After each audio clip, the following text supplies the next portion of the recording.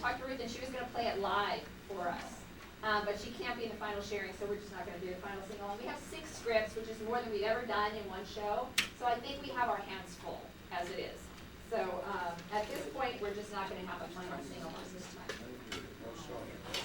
Oh, the one thing I know, the mouse, the one that's sticking around.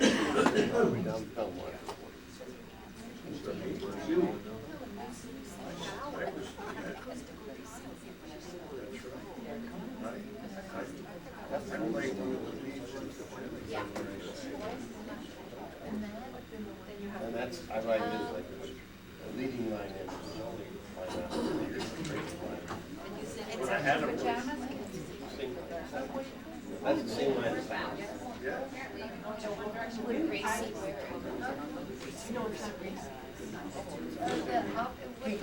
That way I can sing in bed. Scary.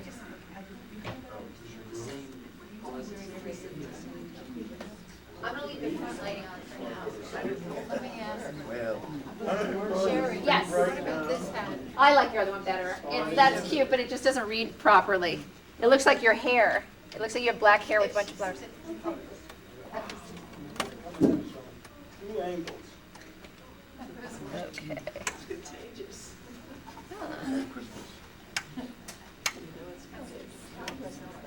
too dark.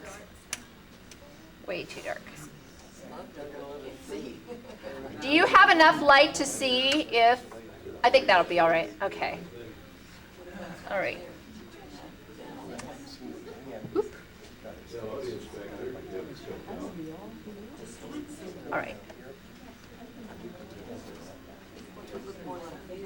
Orrick, is your art, you want to start yours?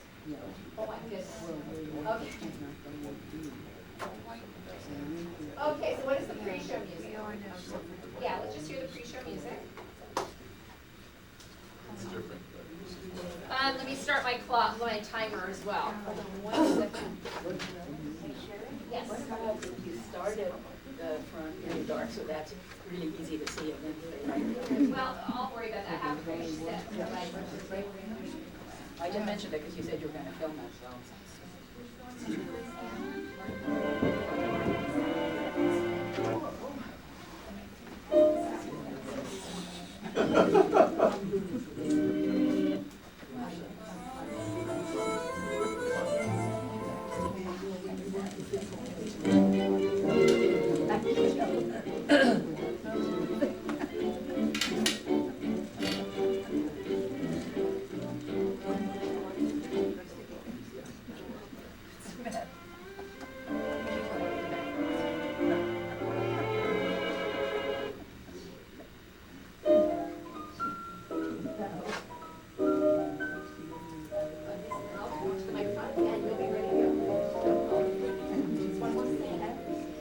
Okay, this is our final dress rehearsal for the impact of our radio, the impact of radio on our lives. And this is spring 2012, and these are going to be my opening remarks to the audience. Hello and welcome. Thank you all for joining us. My name is Sherri Allen, and I'm the instructor for the impact of radio on our lives. We are thrilled to have you all here today. Please take this opportunity to silence your cell phones. Today's performance lasts just over an hour. Optimistic thinking. Restrooms are located in the lobby. If you need to exit, please do so quietly through the side doors. In this class, we listen to classic programs from the golden age of radio, reflect on the impact of radio on our lives, then rehearse and perform these scripts for you, our live audience. So we're thrilled that you're here. Thank you again for coming, and we now present to you the impact of radio on our lives, this time with a suspense and crime drama theme. Take it away, Pat.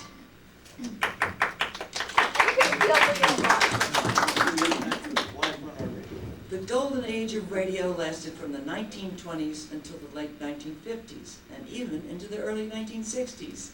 And every day, shortly after sunset, America would pull her chair up to a little box and spend a delightful evening as magically fiction was made to come alive. I'm Pat Knox, your MC for today's show. The George Burns and Gracie Allen Show, sponsored by Maxwell House Coffee, is one of the first comedy series to make a successful transition from radio to television. George Burns played the quintessential straight man to the giddy, scatterbrained Gracie Allen. The script we are going to perform for you is a spoof of the adventures of Sam Spade, detective. Bill Goodwin, the announcer, is played by Dwight Smart. George Burns is played by Jordan Lawson. Gracie Allen is played by Bonnie Smigel. Police Lieutenant Reagan is played by Jerry Carp. Radio Detective Sam Spade is played by Morris Donaldson. Pat Sullivan plays an actor named Claude, who plays a butler named Jenkins on the Sam Spade Show. The cabbie is played by Orrick Smith, who also handles all of the music and some of the sound effects for today's show. Also doing some sound effects for today's show are Barney Smigel, Lois Daris, and Edith Richman. And sitting in for Dwight today is Richard Gause. Yes, it's Maxwell House Coffee Time, starring George Burns and Gracie Allen, with our special guest, our Duff, as that famous detective, Sam Spade, and yours truly, Bill Goodwin. Many people say that Gracie is responsible for George being where he is today. And it's certainly true. Gracie is also responsible for Sam Spade being where he is today. You see, George and Sam Spade are both in jail. How did it happen? Well, let's listen as George is being questioned by a police lieutenant. All right, let's start at the top. Name? George Burns. Occupation? I'm married to Gracie Allen. No. What do you do? What keeps you busy? I'm married to Gracie Allen. Let me put it this way. What's your source of income? I'm married to Gracie Allen. All right, skip it. What's your age? Approximately 42. How come you look older? I'm married to Gracie Allen. All right, Burns. Now suppose you tell me how you're in this jam. I'm married to Gracie Allen. You're in a rut. Hey, Spade, how come you're in this jam? He's married to Gracie Allen. You know, Burns, you and this Spade character are accused of murder. Now suppose you tell me the whole story right from the start. Okay, Lieutenant. It all started last Sunday night. I was sitting home listening to the radio with my wife. I'm married to... Gracie Allen, yes, that part I know. Take it from there. Well, Gracie and I were listening to the adventures of Sam Spade. The program was just finishing. All right, Jenkins, let's take a little ride down to headquarters. Me, sir? I wouldn't murder Mr. Benson. I've been his butler for 20 years. Don't play innocent. I know you pulled this caper. I got enough evidence to put you right in the hot seat. But Mr. Spade, I didn't do it. Save that malarkey for the warden. You were clever, Jenkins, but not clever enough. I think I'll call this the careless butler caper. The Adventures of Sam Spade, Detective, brought to you by Wild Root Cream Oil Hair Tonic, the non-alcoholic hair tonic that contains lanolin. Why'd you turn off the radio, Gracie? Sam Spade got the wrong man tonight. What? I'm positive that butler wasn't guilty. An innocent man's gonna get the hot plate. Hot seat. Don't worry. You'll only get it on the radio. Well, who cares where they put it? When he sits down, it will burn. Oh, I've got to talk to Sam Spade right away. Honey, Sam Spade is not a real detective. I'll say he isn't. Any man who'd make an innocent butler sit on a hot plate. Gracie, he'll get the hot seat. He sure will, after he sits on a hot plate. Oh, look, here's what I mean. On this program, Sam Spade is a private detective. But in real life, he's just an ordinary guy. Just like on your program, you're a nitwit. But in real life, never mind, bad example. Anyway, what you heard was only a radio program. I know that. The real crime happened last week. Every Sunday night, Sam Spade broadcasts his most thrilling case of the week. Sam Spade is just a character. Oh, I'll say he's a character. Making that innocent butler sit on a hot plate. Hot seat! Let me try once more. Sam Spade isn't even his real name. He's the brainchild of Dashiell Hammett. You mean his real name is Sam Hammett? No, his real name is Howard Duff. Then why isn't his father Dashiell Duff? Look, Sam Spade doesn't even have any actual father or mother. He came from Dashiell Hammett's typewriter. Oh, George, you're so innocent. What's the use? Okay, Sam Spade is a naughty detective, and he's sending an innocent butler to the hot plate. Hot seat. Good night, Gracie. Good night. Well, Lieutenant. Keep going. Well, Lieutenant, I didn't think any more about it. I was tired and it was past my bedtime, What time was it? after 9. So I went to bed thinking Gracie would follow me. Instead, she followed Sam Spade. What do you mean? Let me tell that part of it, sorry.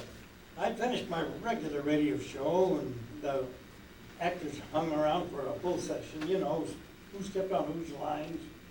It's about 10 when I step into the California night air, which is also about 10. But no snow, so I decided to walk home. I haven't taken 2 steps when the little lady grabs me by the sleeve and says, Are you Sam Spade? yeah, if I'd known then what I know now, I'd have thrown myself under a bus.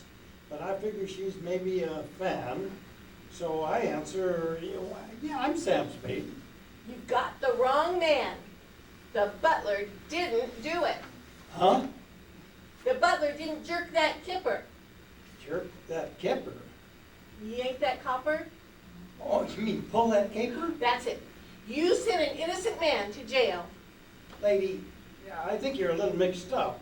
I'm just an actor on CBS. That's what everybody says. Look, I'm tired. It's been a tough day. Now, just a minute, Sam Spade. I heard you arrest that butler. Now, you've got to let him go free. Tell you what, why don't you write me a letter with a dull pencil? Don't use anything sharp. I'll do better than that. I'll come to your house. Where's that? Oh, I'm not talking. I want to get some sleep tonight. So long. So long. Why are you following me? Got a cigarette? Sure. Here you go. Thanks. Got a match? Want me to light it for you? No thanks. I don't smoke. Why'd you ask me for a cigarette? I thought I'd better have it in case somebody asked me for one. Well, good night. Good night. Now what? Got the time? What, it's exactly 10:10. Thanks. Thanks. I mean, it's 10 minutes after 10. My watch says 15 after 10. You got a watch? Sure. Yeah, why'd you ask? Well, good night. Good night. Ladies, stop following me. Oh, it's you again. Can't I give you the slip? I could never accept a thing like that from a strange man. I had enough of this, lady. You've seen the end of me. Yeah, for 2 blocks. Taxi! Taxi!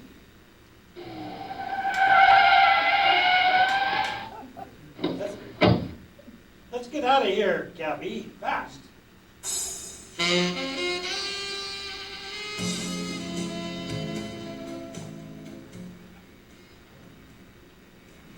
Here's my house, Cabby.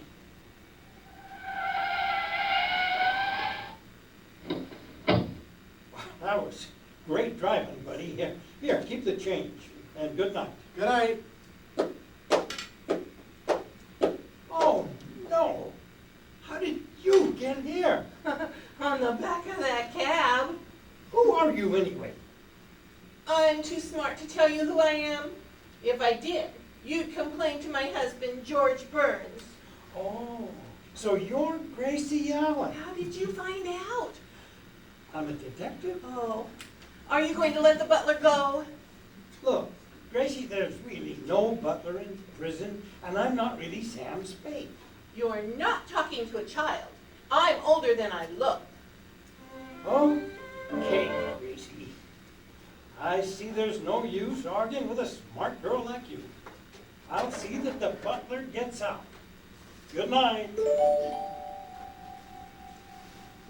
Well, Lieutenant, I thought that would be the end of it. It wasn't, eh? Brother, you haven't heard anything yet. Wait a minute, Mr. Burns. Before I listen to any more of this story, I have to get some aspirin. Here, you can have some of mine. How come you walk around with pockets full of aspirin? I'm married to Gracie Allen. And now, back to the city jail, where George and Sam Spade are trying to explain how Gracie put them there. Let's see if I've got this straight so far, Burns. Your wife listened to Sam Spade's program, thought he was really sending an innocent butler to the chair, and started hounding him. That's right, Lieutenant. What did you think, Spade? I didn't know what to think. So the survey tells me I got 10 million odd listeners. I don't think any of them were that odd. Well, anyway, to get rid of her, you told her you'd free the butler. Yeah, didn't satisfy her. She demanded to see the guy. That's when Spade asked me to make Gracie leave him alone. Mr. Burns, why do you put up with a wife like that? I happen to love her. What did you decide to do? But hey, there was only one thing we could do. We dug up the actor who played the butler and let Gracie meet him. And that's when we really got into trouble. What happened? Spade was giving the guy instructions. Okay, you remember you're Jenkins the butler, and I've set you free. Don't worry, I'll have Mrs. Burns crying like a baby. They don't call me the male Ma Perkins for nothing. Gracie's in the next room. Honey, here's Sam Spade. Yes, and I have freed the butler, and here he is. How do you do, madam? I recognize that voice. It is the butler. Oh, I'm so happy for you. What'll you do now that you're free? I shall return to the home of my youth. Where does your youth live? To my birthplace, madam, dear old England. America's nice, but I'll take Liverpool. Oh, you don't have to go to England for Liverpools. They're made right here. Liverpool is the name of my city. Yes, now thank Mrs. Burns for getting you out of jail and then disappearing. Madam, your beneficent intervention has terminated a most injurious, humiliated incarceration. You'll never know what that means. Not unless you shorten the words. Goodbye, Jenkins. Farewell, all. I go to a new and better life. Goodbye. Write to me from Kidney Creek. Liverpool. Close enough. I'll be running along too. Goodbye, Gracie. Just a minute. If the butler didn't murder Mr. Benson, who did? Huh? You proved his wife and daughter didn't do it. There was only one other person on the scene, so he must be the murderer. Who? You! Me? Confess, Sam Spade. You murdered Mr. Benson. I had no motive. Then you did it with something else. Hand me my lipstick, George. I'm gonna give him the 3rd degree. Your lipstick? I want to look nice when he shines that bright light in my face.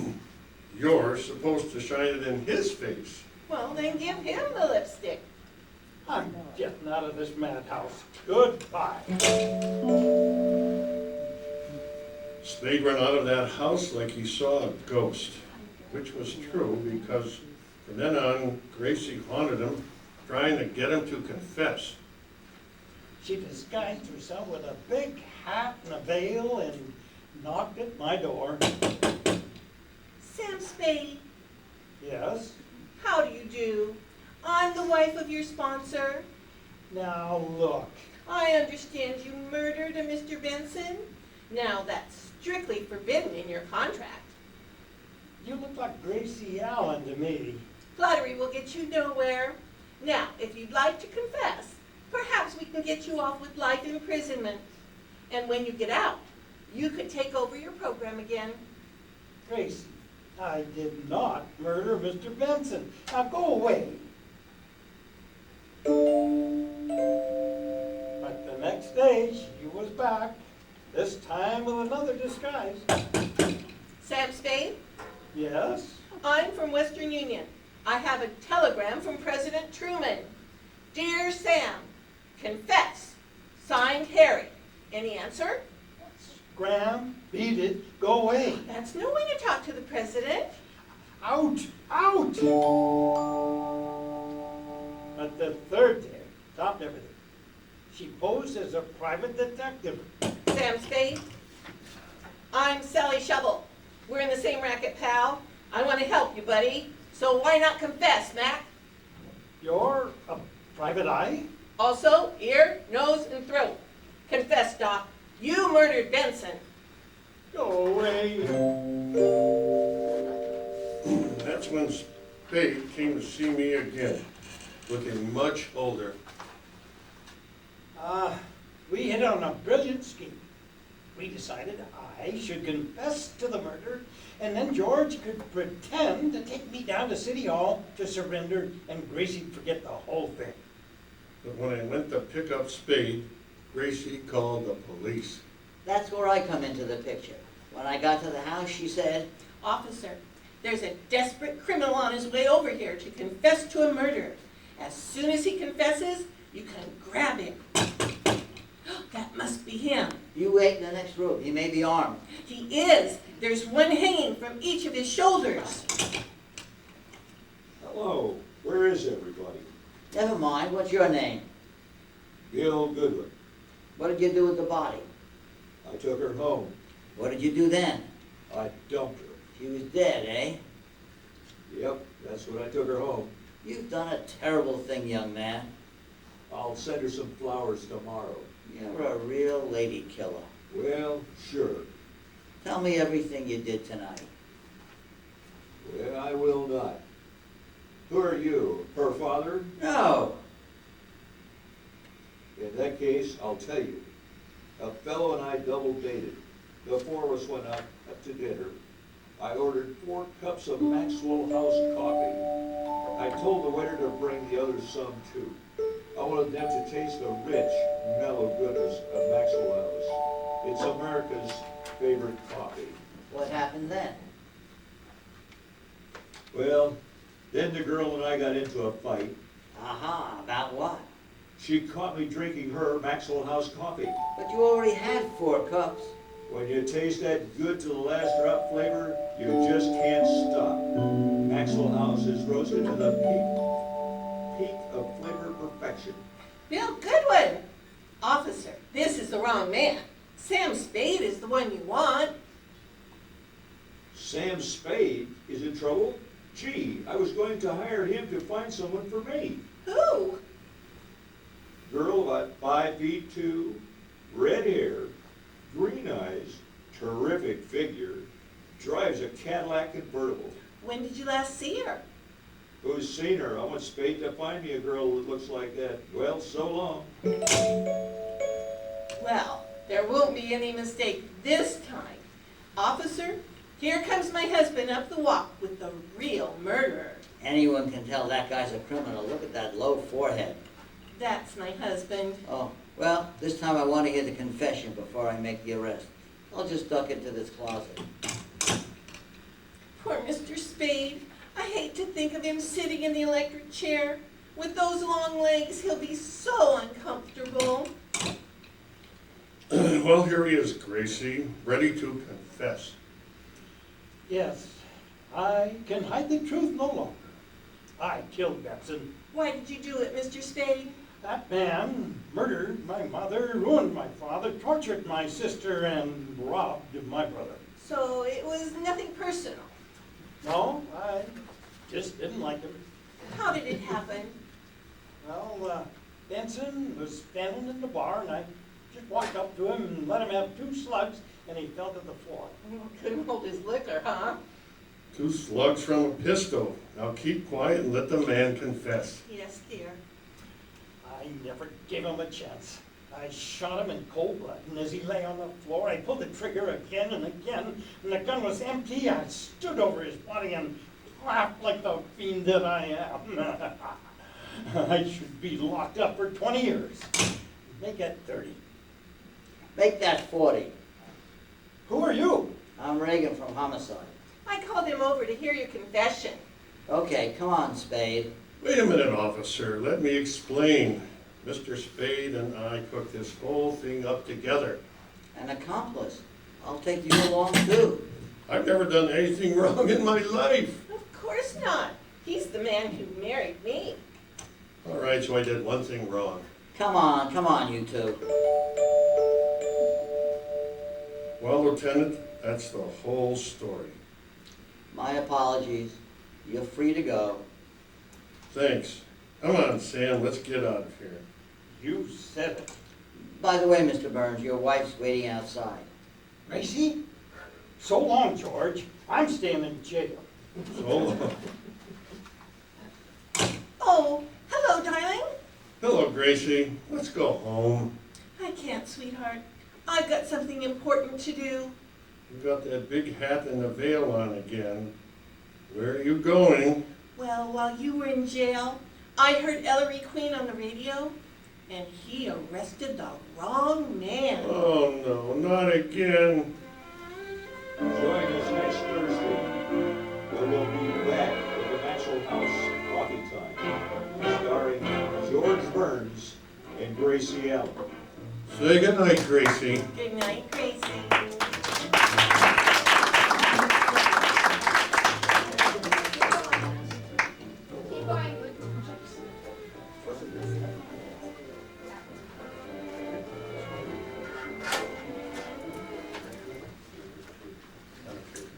Based on true crime stories, The Police Reporter was a 15-minute dramatic series of headline-grabbing crimes, so horrible that you didn't want to hear about them, but you just couldn't help yourself because of its sensationalism and melodrama. If not the first, it could be one of the earliest true crime shows on the air. The one we now present is from 1935. Dwight Smart is the announcer and the police reporter. Lois Daris is the young and seemingly innocent Marie Boyer. Edith Richman is the old and unbelievably mean mother, Madame Boyer. Chuck Knox is Leon Vitali, the charming young man. Lynne Nash is Michelle, the servile shop assistant. And as a very stern officer of the police, Pat Sullivan.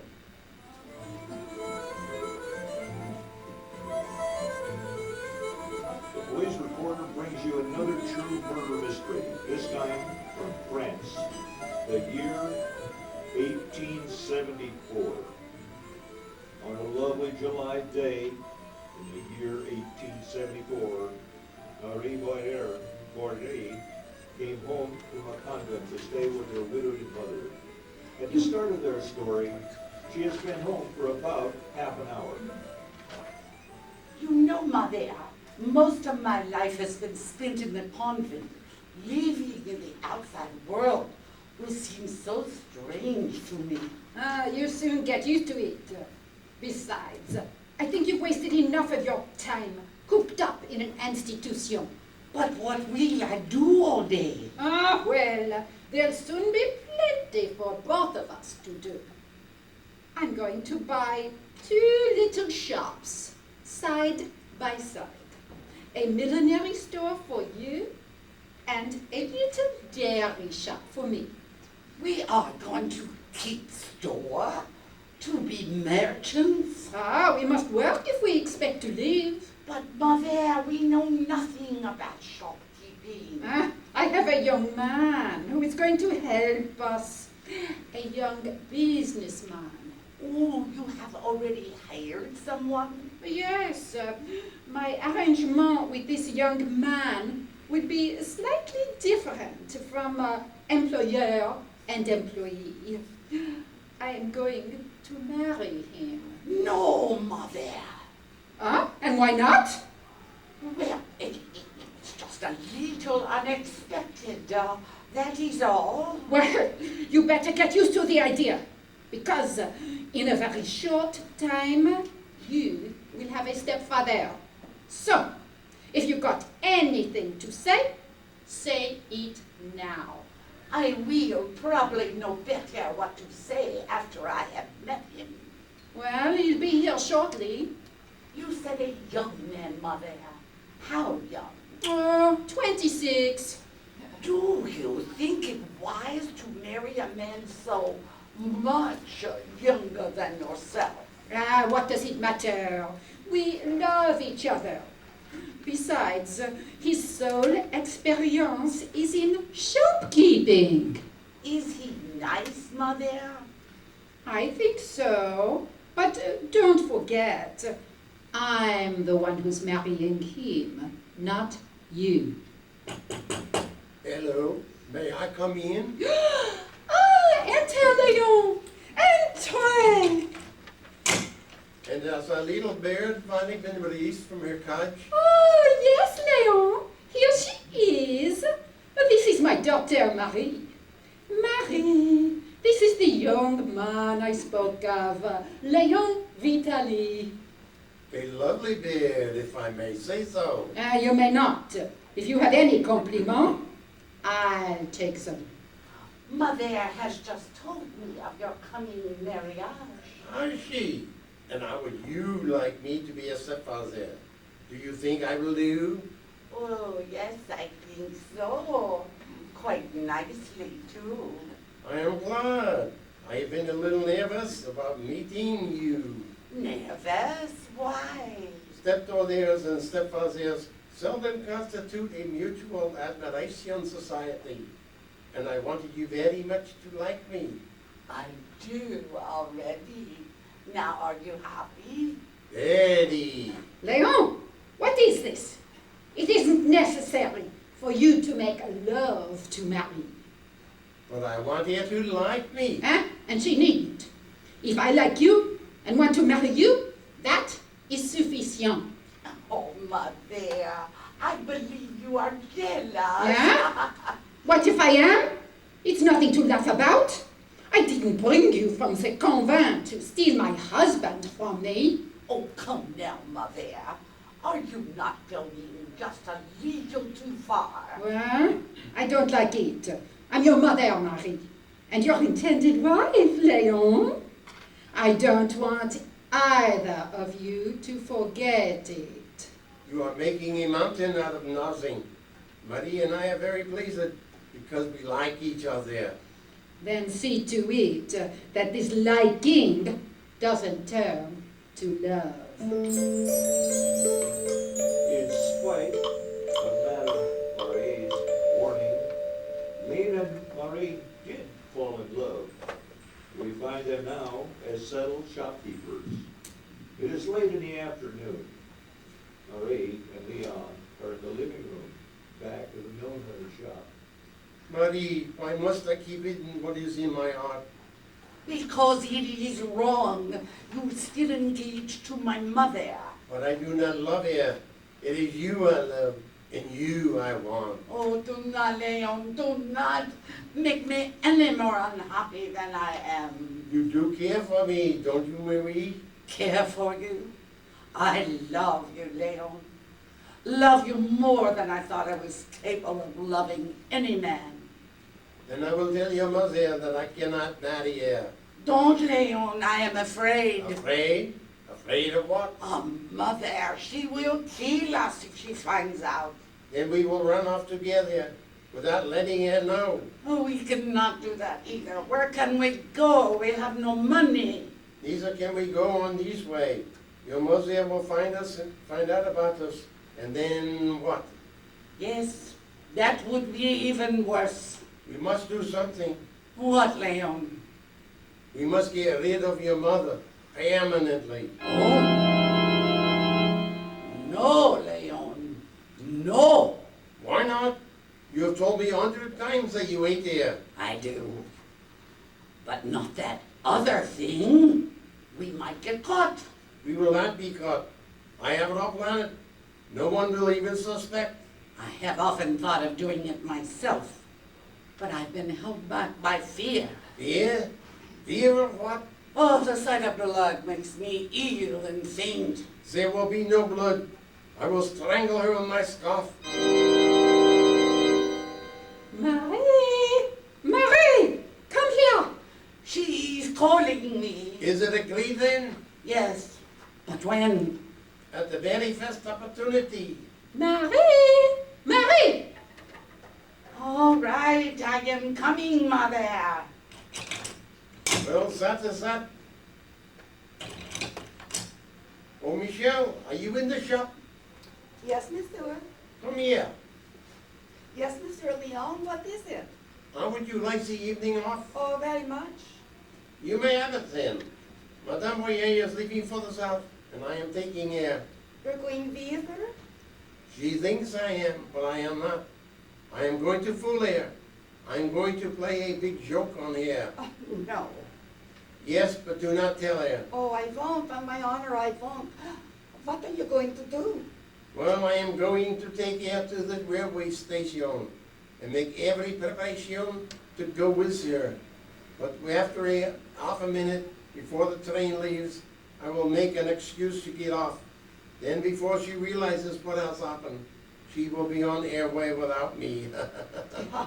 That'll be good. What a joke on Madame. Can you picture her anger? Oh, that will be worth seeing, sir, yes. Well, Michelle, you can run along home now. Oh, thank you, sir.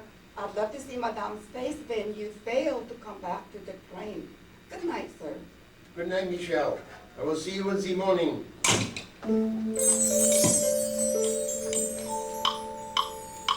Leon now closed up the two little stores, and there was no one in either place but Madame Marie and himself. The time is now about 1 hour later. Oh, I am sorry, Leon, but I could not get away from Mother any sooner. Well, I have sent Michelle home with a good story, and now we have the whole night to carry out our plan. We are going to do it tonight? Yes, the sooner that is done, the sooner our troubles will be over. Oh, you are right, Leon, but it is an idea one must get used to. And up to now, it's been just something vague, something that was going to take place in the future. When you say the time is here, it frightens me a little. It will be over here before you have time to realize anything has happened. And then there'll be just the two of us. And we will be alone with our love. Do you think you can like that? Oh, yes, Leon, I am sure we will be very happy. Are you near us?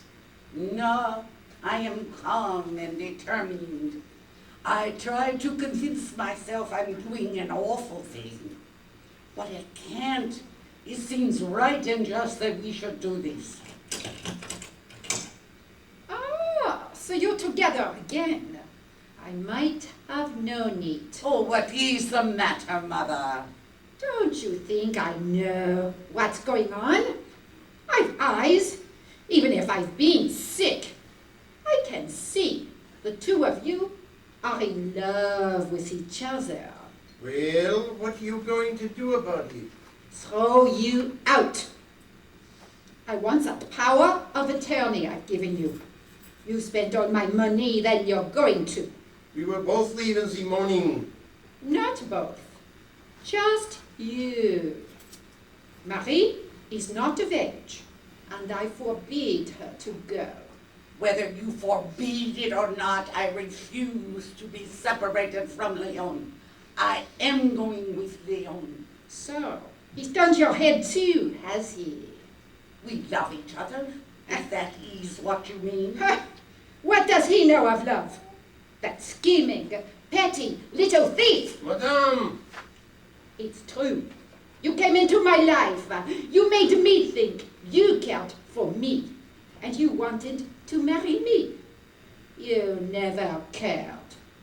And the only reason you wanted to marry me was the 100,000 francs my husband left me.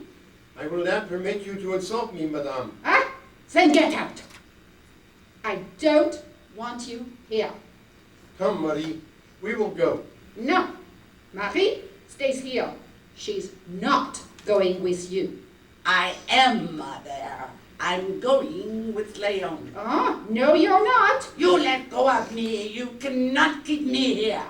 You're not going with Leon. Now, go to your home.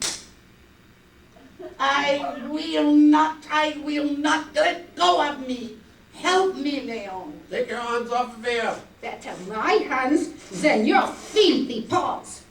Keep out of this. You've done enough damage. I am not going without Marie. She shan't go with you. We will see about that. Let go of me. Let go. Take that filthy scarf from around my neck. Not until you are dead, you old... Watch it, she has a vase. Ah! Take that, you beast. Oh, Look out, Leon, she's reaching for the poker.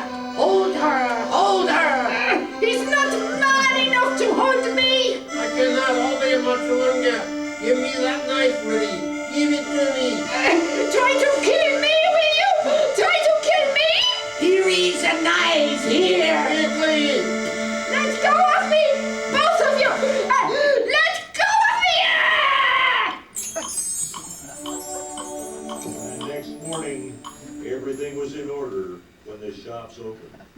No trace of its struggle to be found. Michel was doing his work when Leon appeared. Good morning, Michelle. Oh, good morning, sir. Did you enjoy your evening off? Not very well, sir. Is Madame here? I told you last night she was going to the south for her house. I know you did, sir. I went to the railway station to see you give her the sleep. But you did. Yes, sir. But I must have missed you. Is that why your evening was spoiled? Hardly. Yes, sir. Is there anything else you want me to do? You swept out, of course? Oh, yes, sir. Hours ago. Well, here's a customer coming in. I want to talk to you later, Michelle. Good morning, sir. Can I serve you? No, I came here to have a talk with you and the young woman. Oh, Mademoiselle Marie? Yes, where is she? In her room. What do you want with us? My business is private. It is nothing to be discussed in a store. We can go back to the back living room. Michelle, have Mademoiselle Boyer meet us in the back room. Yes, sir. Right this way, sir. Thank you. Sit down, won't you? Mademoiselle Boyer will be here directly. No, thank you. I'll stand. Can I offer you anything? A drink, some cafe? No, thank you. Pleasant morning, isn't it? Yes. You want me, Leon? Oh, I beg your pardon. I did not know anyone was here. Sit down, mademoiselle. And you too, Michel. Yes, sir. Do you mind telling us what the nature of this business of yours is? Not at all. Where is your mother, mademoiselle? Madame Boyer has gone south for her health. She left last night. Really? And when do you expect her back? Why, not for some time, I am sure. Mademoiselle, I am afraid it will be a long, long time before your mother comes back. That is, if she comes back at all. What are you talking about? Madame Boyer's body was picked up in a ditch on the outskirts of the city. What? Do not act so surprised about it. Ha! You and this young woman put her there. Who is this man? What is he talking about? I am from the police, and you know very well what I am talking about. Oh, I assure you, I do not. Then you deny putting Madame Boyer's body in a ditch and covering it with leaves up. Most emphatically. Yes, you, Michel. Tell them what you saw last night. Monsieur Leon told me he was going to get Madame to sleep at the railway station. I wanted to see him, so I watched, but when he didn't come, I came back here to see what had happened. And what did you see? I saw Monsieur Leon and Mademoiselle Marie come out of the store pushing a cart. So I followed them. What was in the cart? A large bundle. I followed them and saw them dump it in a ditch. After they had gone, I looked to see what it was. Then I went to the police. Oh, I told you we would get caught, Leon. Oh, keep quiet. You were so sure we would not be discovered. Oh, that's solid rock. What do you mean? If the sailor floor had not been made of solid rock, we would have buried her body there. Come on, you two. You are under arrest for the murder of Madame Boyer. I'm awful sorry this happened, monsieur, but you shouldn't have lied to me. No, Michelle, I guess you should not have. But then I thought that was clever, and you very stupid. Nothing in my own cleverness betrayed me. On August 17th, Leon Daris was led to the guillotine for his part in this crime. A few days later, Marie Poirier went to the prison. She was released in 1892, a broken and repentant woman. And so ends another true story of crime. The police reporter will be back with you for another of these fascinating true mysteries very soon. Listen to the police reporter. This is a radio release production.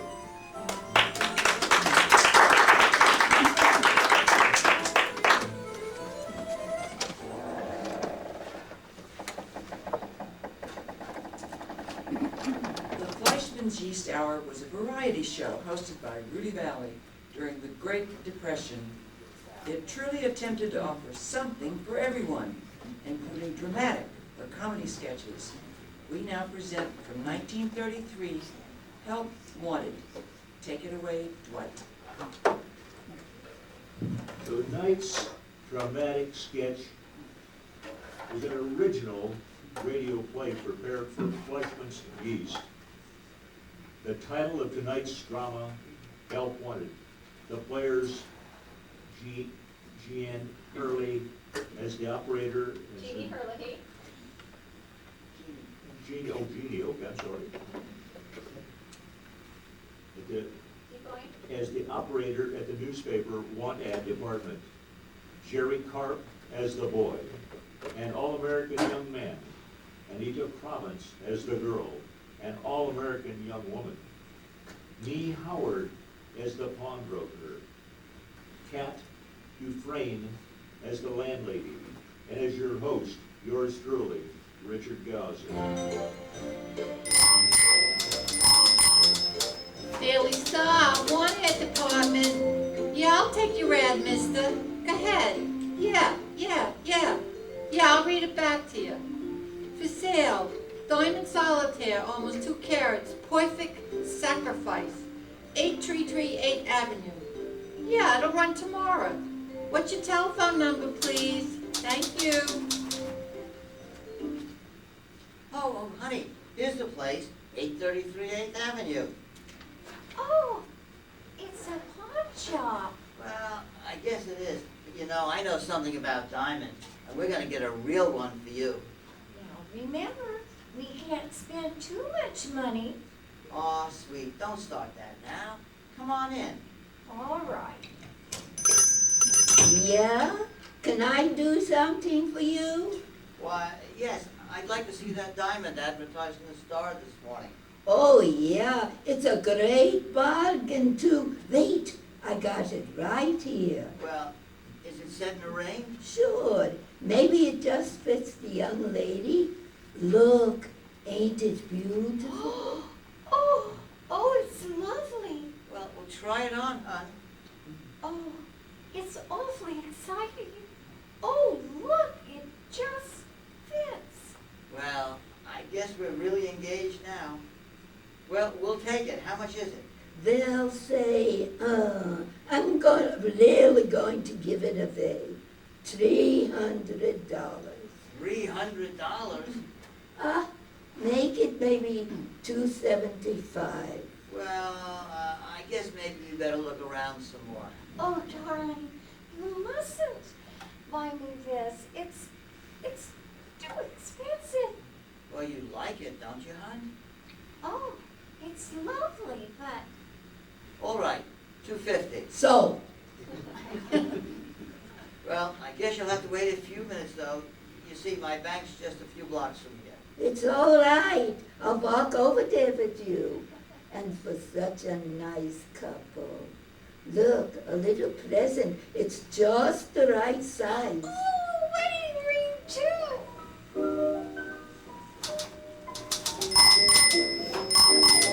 Daily Star, one-air department. Yeah, under apartments to let. Yeah. Kitchenette?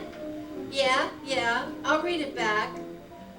Rent, small furnished apartment, 1 room, kitchenette and bed, $40 a month, 956 West 12th Street.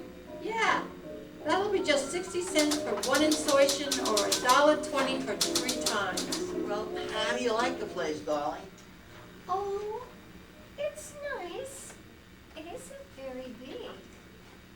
Oh, but then it'll be cozy. How much did you say the rent was?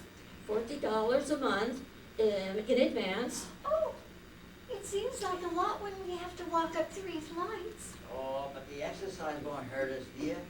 And listen, I can afford it. Oh, Johnny, you really can't. I think you spent every cent on that engagement ring. Yes, but just look at it. I mean, the ring. Honey, we won't even have to turn the lights on with that ring around. All right, we'll take it and we'll move in right away. We'll move in tomorrow. You see, we're getting married this afternoon. You see, he can't leave his job, so we're going to postpone our honeymoon. Well, I hope young folks is happy here. Could I have a deposit?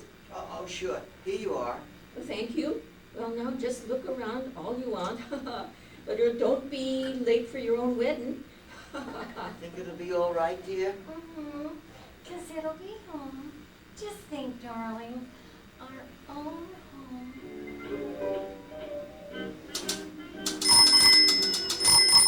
Daily Star, wanted department. Situations wanted mail. Yeah, I'll read it back. Experienced newspaperman wants work as a publicity representative. Box A31, The Star. Have you a telephone, mister? Oh, well, you'll have to come in and pay for that before we can run it then. Oh, hello, Johnny. You're home early. Smell, I baked a pie. Say, give us a kiss, will you? There. Well, Johnny, what's wrong?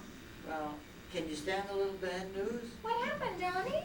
I lost my job today. I was fired. Oh, that's terrible. Oh, don't worry, sweet. We'll be all right. Listen, I can get a job easy as a press agent, or of course, that'll be an awful come down after being around a good newspaper man. But anyway, I'll make more money. I think it was awful for them to fire you. Now listen, you're not going to get upset about this, are you? No, of course not. Oh, don't you worry about us. Trust the old man. Now let's sample that pie. Come on. You'll get a new job soon, won't you? Oh, sure. Probably tomorrow.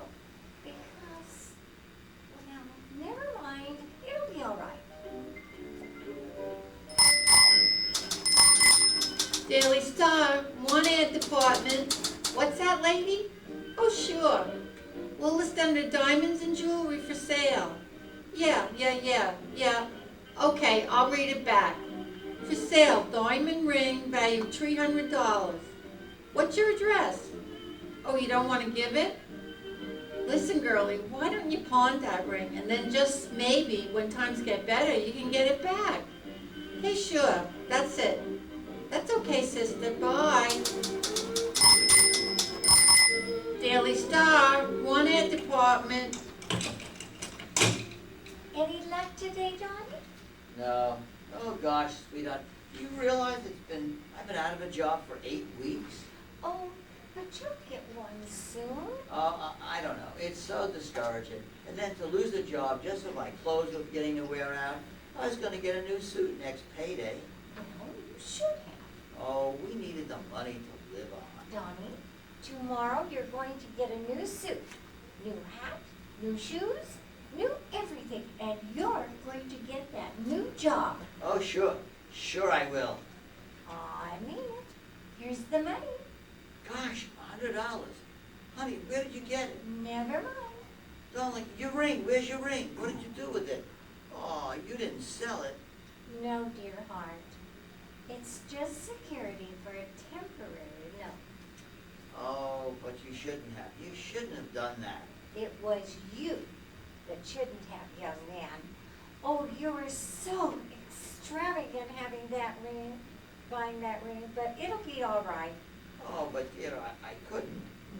Tomorrow, you get a job. Oh, you just got to, or I won't get my ring back. Okay, I'll get it. I'll get one.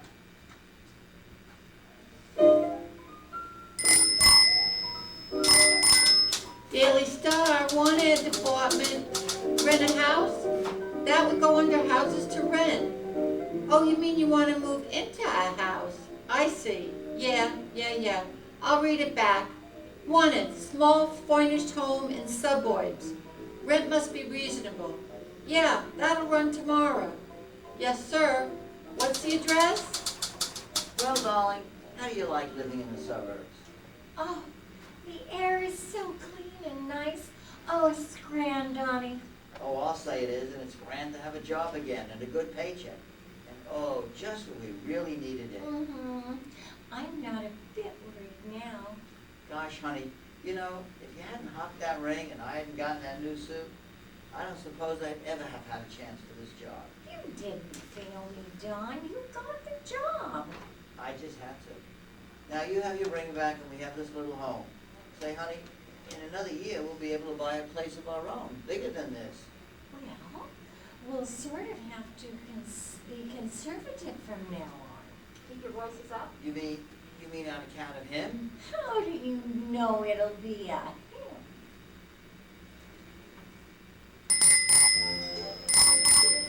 Daily Star, one ad department. What? You did? Oh, your wife did. 8 pounds? My goodness. Well, you got the wrong office. Hey, Leo, switch this guy to Blessed Events, will ya? Yeah, he just had a baby. Daily Star, one ad department. Yes, sir. Wait. What was that? Oh, hey, Leo, get that guy back on the line. Here's an advertiser with a baby carriage for sale. This has been Fleshman's Feast Hour.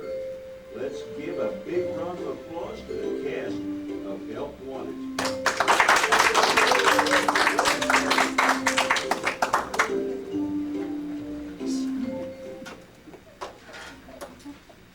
5-Minute Mysteries was a syndicated series available beginning in the late 1940s to radio stations with 5 minutes to spare.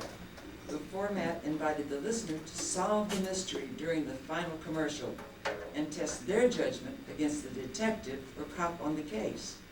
We now present a 5-minute mystery entitled My Pal Patsy. The cast includes Dwight Smart as our narrator, Jeannie Herlihy as Dr. Melville, Chuck Knox as the man, Lois Daris as Lynne, a police officer, and Cat DuFresne is Mr. Getty, the bad guy. Welcome to another 5-minute mystery. See if you can solve the case before the end of the program. Our story takes place in Green's Gap, a small town in the southern Cavern District. Green Gap Hospital, Dr. Melville speaking. Doctor, there's been an accident out at Angel Cavern. Accident? What kind of accident? 2 men was exploring and they got lost last night. One unconscious. You better come quick before he's dead. I hope you know how to get out to Ingle Cavern, Lynne.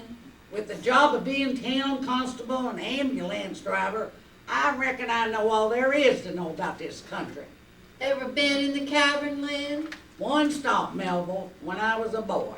Nearly got my hide tanned off by my paw. Ingle Cavern is a mighty treacherous place. You mean it's easy to get lost in it? Not only that, Doc, it's got that cavern gas, carbon something or other. Oh, you mean carbon dioxide? Yeah, that's it. All of a sudden you run into some of that stuff and why, before you know it, bing, you're out. Still, people seem to go exploring in there. More fools to be. I wouldn't go in them caverns, at least not without a dog. A dog? What for? Well, if a dog keels over, then you know the gas is collecting. Mr. Getty, I'm afraid your friend is dead. Poor Patsy. I guess it was from the gas, wasn't it, Doc? That's what it looks like to me. Why did you go in that cavern anyway? Patsy asked me to. He ain't never seen no cave before. How far did you go in? Well, it didn't seem very far, but all of a sudden, we was lost. Where was that? Well, now, how do I know whereabouts it was if we was lost? We tried to trace our way.